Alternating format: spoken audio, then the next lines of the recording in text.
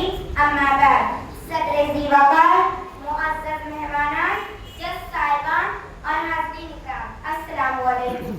اے موج شمیم گلے تر کی باتیں ہے, قطرے کے لب فراز سمندر کی باتیں ہے. نگاہ عقیدت جھکا دے ان کی بارگاہ میں جس کی کھجوری چٹائی سے دنیا کو معرفت و آ گئی.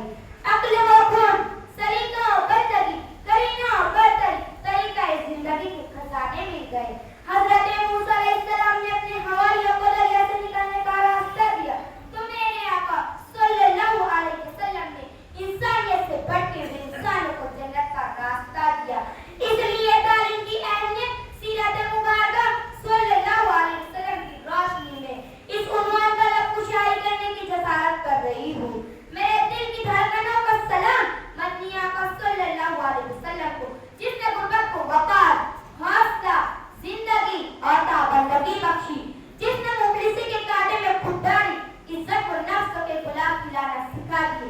میں قربان ایسے مدنی آقا صلی اللہ علیہ وسلم پر, میرے ماں باپ قربان ایسے معلم اعظم صلی اللہ علیہ وسلم پر, جس نے ابن آدم کو کیچڑ میں کنول کی طرح ملنے کا فن سکھایا, جس نے آگ میں تب کا کندن میں کا درس دیا اور ارشاد فرمایا طلب العلم فریضہ علی کل مسلم او مسلمہ, جس کا مفہوم ہے علم جس طرح مرد کے لیے ضروری اور فرض ہے اسی طرح عورت کے لیے بھی فرض ہے. اس صدی کی تاریخ قربان کو الٹ کر دیتی ہے تو آپ کی تعلیمات نے ابو بکر کو صدیق بنا دیا, عمر کو فاروق بنا دیا, عثمان کو ذی النورین بنا دیا, تو علی کو شیر خدا بنا دیا, زبیر رضی اللہ عنہ کو زہد و تقویٰ کا اعلیٰ معیار عطا کیا, تو آپ صلی اللہ علیہ وسلم کی تعلیمات نے معاویہ رضی اللہ عنہ کو سیاست کا دسترس عطا کی, تو عبدالرحمن آف ہوں یا طلحہ, زبیر, معاویہ یا عمر رضی اللہ عنہ اصحاب کو عشرہ مبشرہ کی فہرست میں جگہ دی.